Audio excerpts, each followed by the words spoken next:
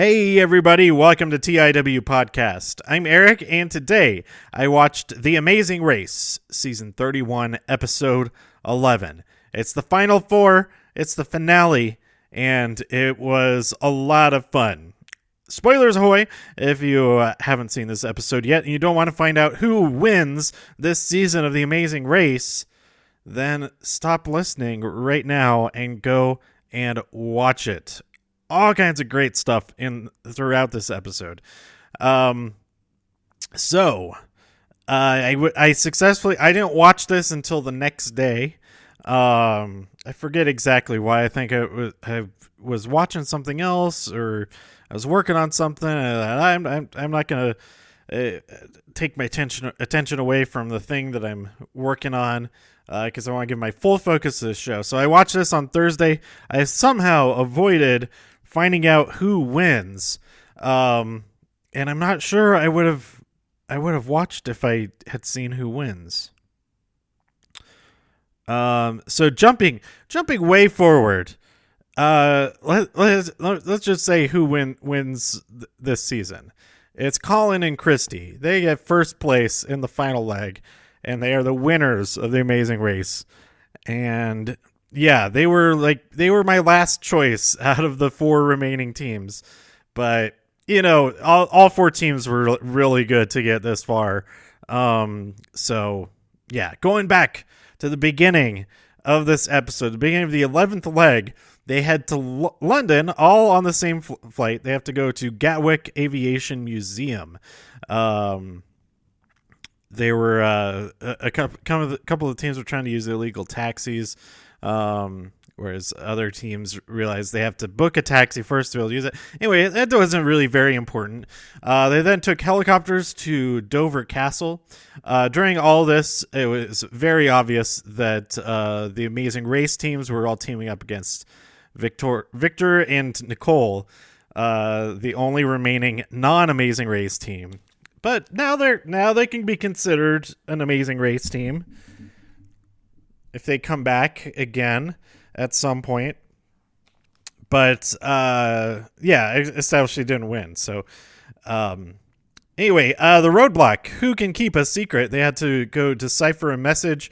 First, finding the words, like certain numbered words in an audio message.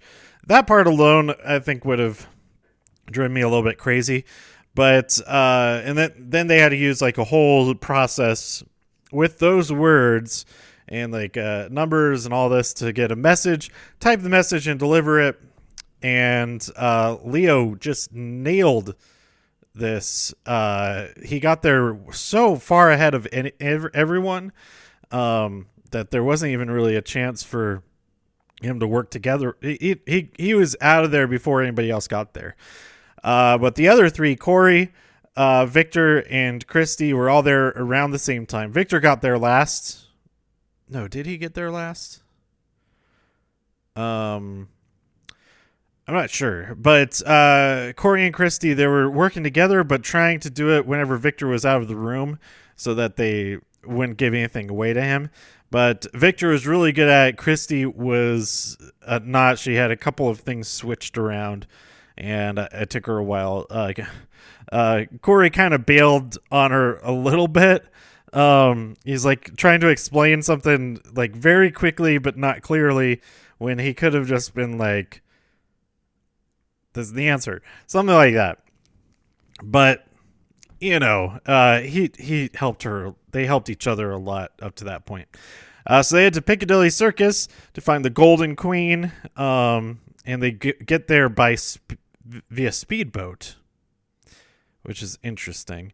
And then they head to their detour. No or row. No, they have to memorize a cab route, and row they have to pilot a rowboat a certain distance in under 1 minute. So all of the teams chose row first, and all of them except for Colin and Christy gave up after just a couple of tries. I think Leo and Jamal gave up. No, it wasn't Leo and Jamal. Yeah, Leo and Jamal gave up immediately. They didn't even try to do it because they couldn't keep it stable. They like kept just like tipping over. So like, nope, this isn't gonna work. So they headed over to No. It took them a few tries for that because there's like 22 things they had to memorize on a cab route. So like directions on streets and specific landmarks. And I don't know how many tries it took all the teams that did it, but they seemed to do a lot better of a job than I would have done, especially like after this many days, just like doing all kinds of stuff every single day. But Colin and Chris, so they all finished the things. Nicole and Victor, they got there last because they stuck with the rowing a lot longer than everybody else, so they were kind of behind when they switched. They were a lot behind when they switched. So Colin and Christy ended up finishing the rowing before Nicole and Victor finished the cab route. And at first, Colin was trying to row by himself, and they must realize that was dumb because they did not do that to actually beat the 1 minute time. So after that, they had to go to the pit stop in Camden Market.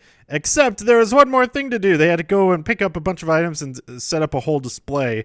There was like 8 different items, like a teapot, a camera, a trunk. What else was there? Purple shoes, a drum, a lamp, and a dress, like a corset dress. And there's like one more thing. But yeah, they had to go search all over the market to find these things. Leo and Jamal found everything. They were pretty much done before anybody else got there. And then Tyler and Corey. This is great for Leo and Jamal because they were eliminated in the 11th leg in both of their previous seasons. And one of those seasons being also in London. And so they broke that curse to get into the finale, the final leg. So that was cool for them. I think Tyler and Corey, they got second place. Colin and Christy got third place. And Victor and Nicole were eliminated. So then the teams, they fly to Detroit, which I was not expecting that. I was thinking, oh, it's probably New York because they start in Los Angeles. They usually, if they start in Los Angeles, then they'll end in New York. If they start in New York, they end in Los Angeles. But nope, they went to Detroit instead, which was a cool different thing. Maybe they've gone to different places to end the race a lot more than I remember. But it feels like it's always either Los Angeles or Detroit, or sometimes San Francisco. Los Angeles, San Francisco, or New York. So yeah, going over to Michigan, that's kind of cool. So first they have to find the spirit of Detroit. What is this? Okay, so as of this episode, Leo and Jamal, they are in. They've finished 34 total legs, which let's see. Do I have the notes from? Oh, which leg? Let's see. That was episode. Got to look at my chart. They were eliminated in episode 8. So if I go back to my notes for episode 8, I could look this up online, but I have the things in my hands, right? Let's see. Amazing Race, episode 8. Okay, so Rachel, she broke the record of 32 legs completed. Yes, I think. She tied the record in leg 7. Let's see. Going back. Let's see.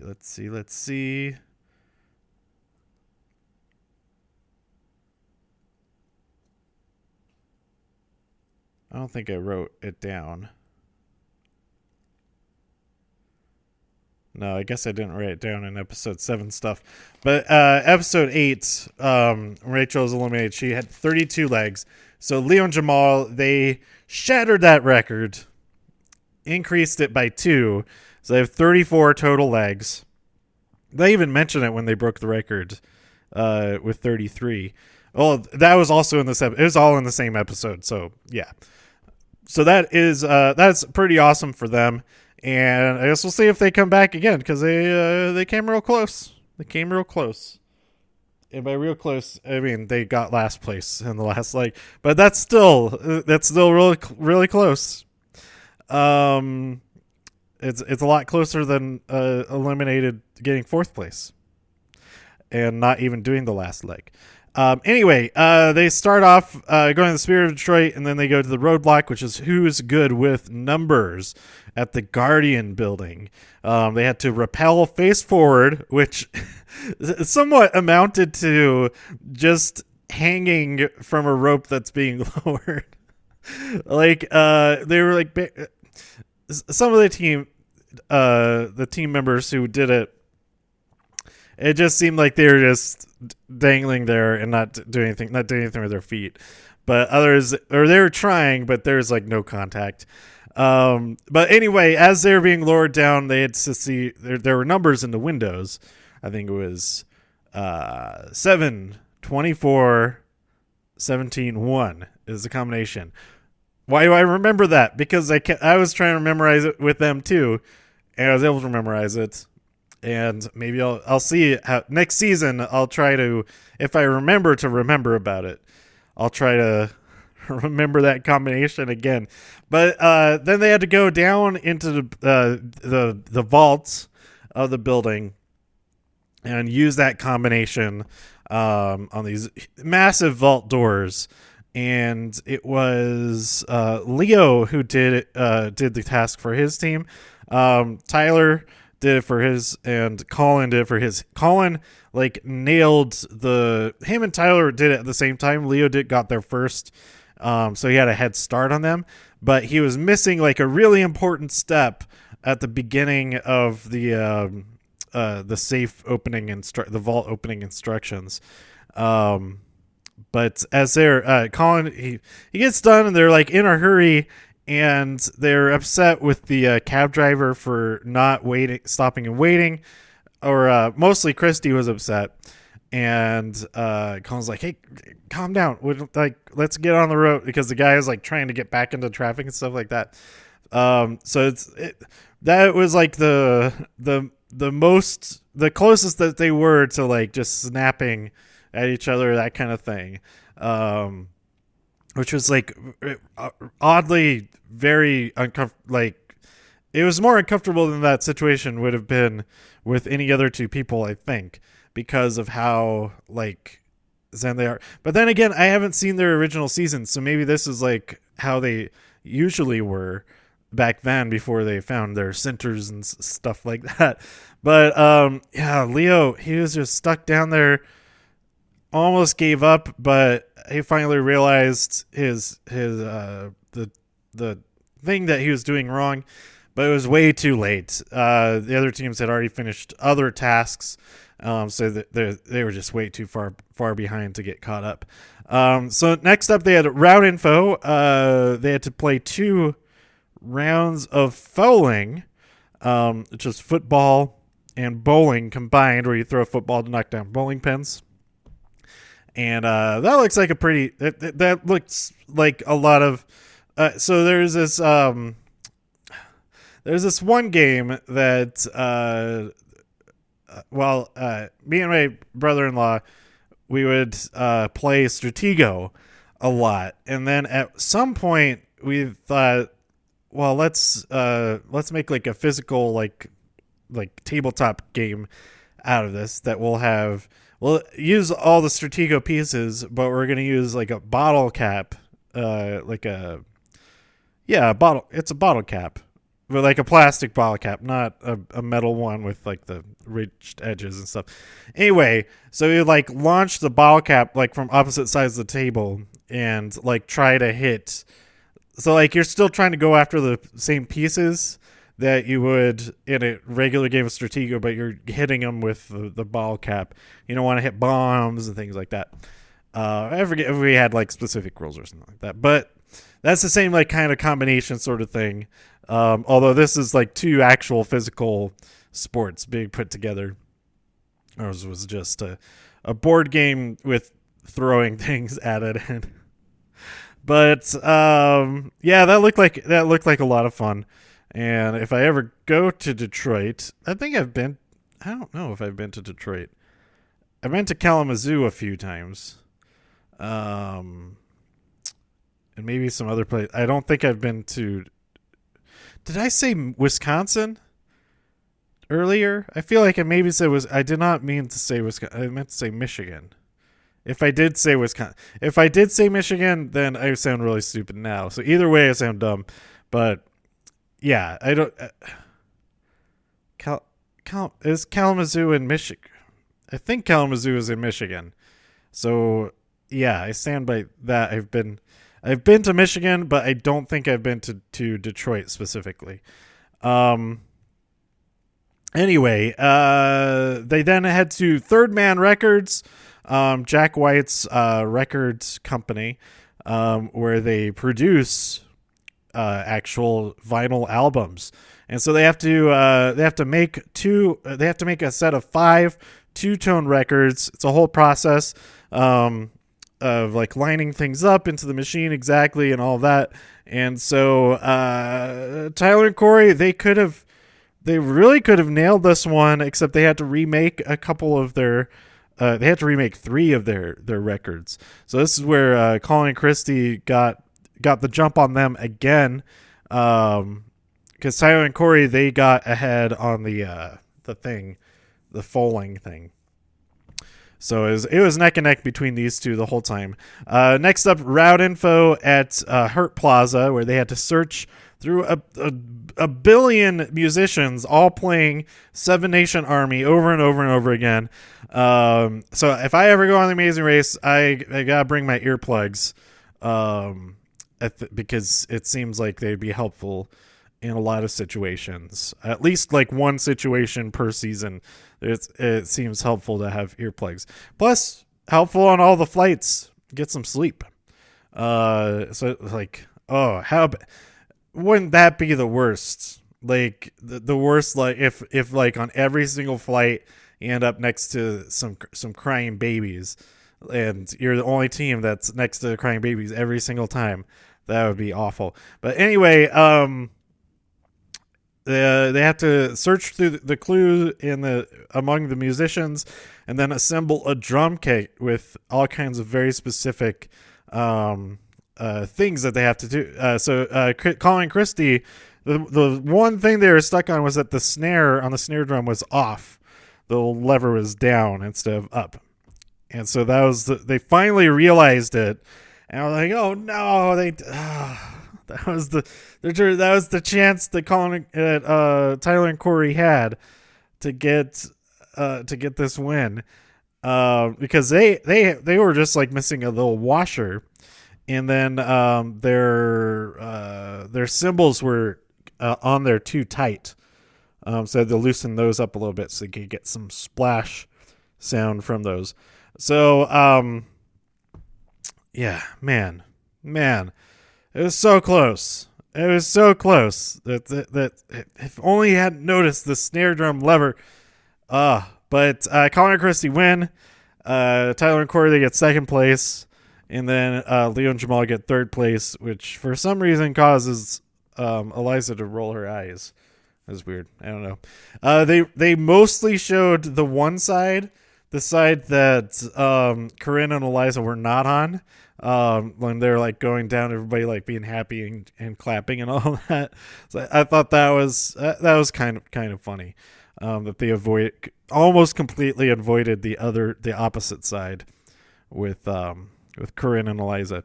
But anyway, man, good job, Colin and Christy. They really pulled it out there at the end. It was like a cool kind of symmetry sort of thing. Well, it was almost symmetry. With the first with Leo and Jamal almost winning the first two legs and the last two legs. That would have been pretty cool if they like bookended the season. It was like, oh, the entire middle of the season they weren't really that good. Like I'm looking at this list, they had like 8th, 6th, 7th. Okay, this is the rundown. So third place we had Leo and Jamal. They started off really strong. So they had first, then 8th, 6, 7, 6, 4, 6, 5, 3. They finally break into the top 3 again in leg 10. And then another first place. They're set up so well. If only he had figured out if he had figured out that vault, they would have won this. They would have won this season, hands down. They get third place right there at the end. That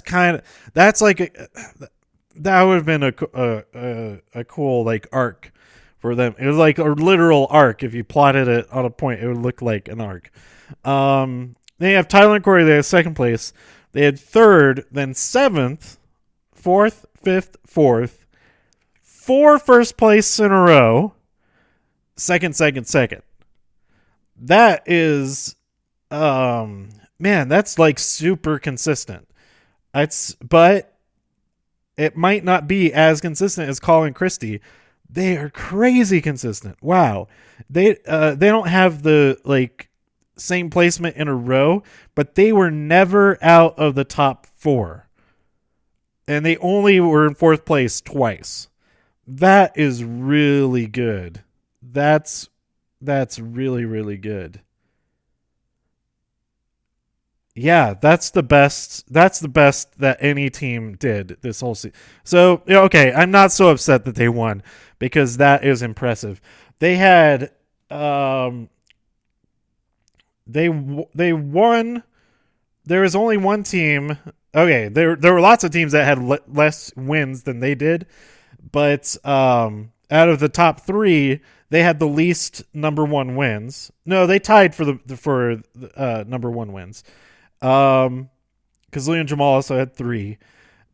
And then there's only one team outside of the top 3, the final 3. There's only one other team that even won any legs the whole season, and that was Team Fun. They won 2 legs.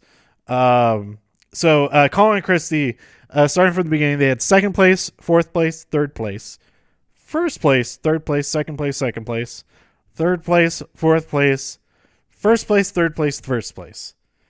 So they won the right legs. I mean, the only leg you really need to win is the last one. But and then the second to last leg, you don't even win anything special for that one, apparently. Unlike all the other legs. But yeah, okay. I'm all right. I'm not upset anymore. Colin and Christie were incredibly consistent. I mean, the only more impressive consistency there could be is if they were first or second place every single time, or if they never dropped out of the top 3. That would be really impressive too. And then of course, if they got first place every single leg, it'll be insane if that ever happens. I think the record is like 7 first places, something like that. If that ever happens, that one team like just destroys every single leg, it gets 12 first place victories.